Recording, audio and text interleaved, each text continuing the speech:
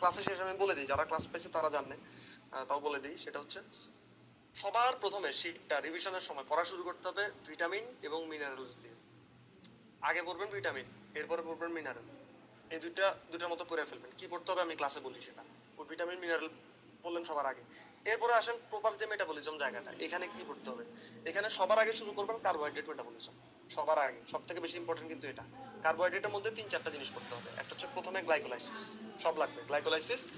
তারপরে পড়বেন HMP shunt, একটা টপিক আছে, এটার ইম্পর্টেন্স এবং সেলিয়েন্ট feature. Glycolysis, HMP shunt, TCA cycle, TCA cycle, এটা পড়তে হবে। গেল 3টা জিনিস। আর হচ্ছে গ্লাইকোজেনেসিস এবং গ্লাইকোজেনোলাইসিসের একটা পার্থক্য আছে, একটা বক্স আছে, ওই বক্সটা পড়বেন। শেষ কার্বোহাইড্রেট মেটাবলিজম। এরপরে যান, তারপরে ইম্পর্টেন্ট হচ্ছে লিপিড মেটাবলিজম। তো লিপিড মেটাবলিজমের মধ্যে সব থেকে বেশি ইম্পর্টেন্ট হচ্ছে লিপোপ্রোটিনের জায়গাটা। লিপোপ্রোটিন কি কি, ওই যে লিপোপ্রোটিন একটা কয়টা বক্স আছে না, মনে আছে? ওই যে অ্যাথেরোস্ক্লেরোসিস কারা করে, কারা করে না, ও অ্যান্টি অ্যাথেরোজেনিক কোনটা, এই জিনিসগুলো। তাহলে এই ওই ওই বক্সটা। আর 2টা লিপোপ্রোটিনের মেটাবলিজম জানতে হবে, সেলিয়েন্ট ফিচার। একটা হচ্ছে ভিএলডিএল, একটা হচ্ছে ভিএলডিএল, আর একটা হচ্ছে এলডিএল। হ্যাঁ, এই দুইটা, ঠিক আছে? এলডিএল আর ভিএলডিএল গেল। এই গেল হচ্ছে আপনার কি বললাম, লিপোপ্রোটিনটা বললাম।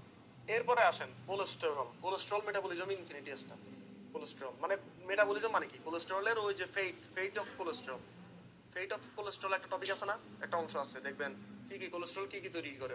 স্টেরয়েড হরমোনগুলো তৈরি করে, সেক্স হরমোনগুলো তৈরি করে, ভিটামিন ডি তৈরি করে, ভিটামিন ডি এর প্রিকারসার, তারপরে সেল মেমব্রেনের স্ট্রাকচারাল একটা অংশ, তাই না? এই জিনিসগুলো। তো কোলেস্টেরল ফেটটা পড়বেন। তারপরে আরেকটা ইনফিনিটি স্টার লিপিডের, সেটা হচ্ছে কিটোন বডি। তাহলে 3টা জিনিস পড়বেন, একটা হচ্ছে লিপোপ্রোটিন, একটা কোলেস্টেরল, আর একটা হচ্ছে কিটোন বডি। কিটোন বডির মধ্যে এখানে অনেকগুলো পড়া আছে, প্রাইমারি কোনটা, সেকেন্ডারি কোনটা, তারপরে কিটোন বডির মেটাবলিজম গেল। শেষ। এই 3টা জিনিস হলো তাহলে লিপিড থেকে। এরপরে যেটা ইম্পর্টেন্ট সেটা হচ্ছে প্রোটিন। প্রোটিনের মধ্যে শুধু 2টা জিনিস পড়বেন, দুইটা পড়লে প্রোটিনের পড়া শেষ। একটা হচ্ছে ইউরিয়া সাইকেল, খুব ভালো করে পড়তে হবে। ইউরিয়া সাইকেল পড়তে হবে। আর আরেকটা জিনিস পড়তে হয় হচ্ছে অ্যামাইনো অ্যাসিডের একটা ক্লাসিফিকেশন আছে।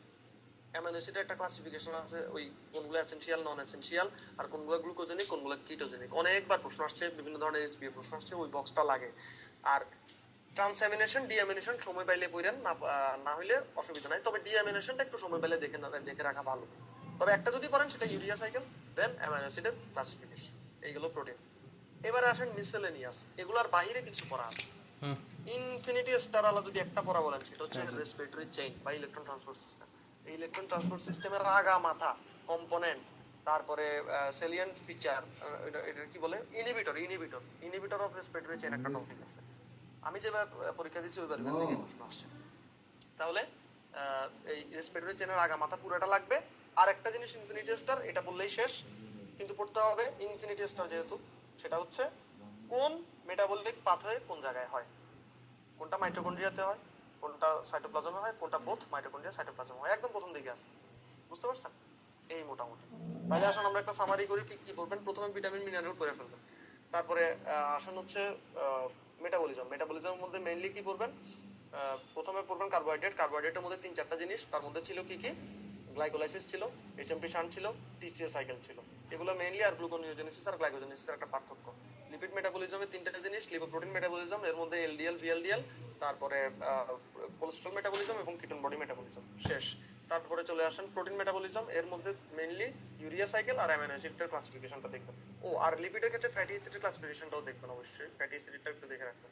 এবারে আসেন তারপরে মিসেলেনিয়াস, আদার্স এর ভিতরে 2-3টা জিনিস, একটা হচ্ছে রেসপিরেটরি চেইনের আগা মাথা সব, আর একটা হচ্ছে যে কোন পাথওয়ে কোথায় হয়, গ্লুকোজেনিক কোথায়, সরি, সাইটোপ্লাজমে কি হয়, মাইটোকন্ড্রিয়াতে কি হয়, কোথায় বোথ হয়। এই জিনিসগুলো পড়বেন মোটামুটি। তাহলে পরীক্ষার আগে এতটুকু, আর বেশি কিছু দরকার নেই। ওকে, জি ভাইয়া। ওকে, তাহলে ভালো থাকেন, সুস্থ থাকেন, দেখা হবে আজকে।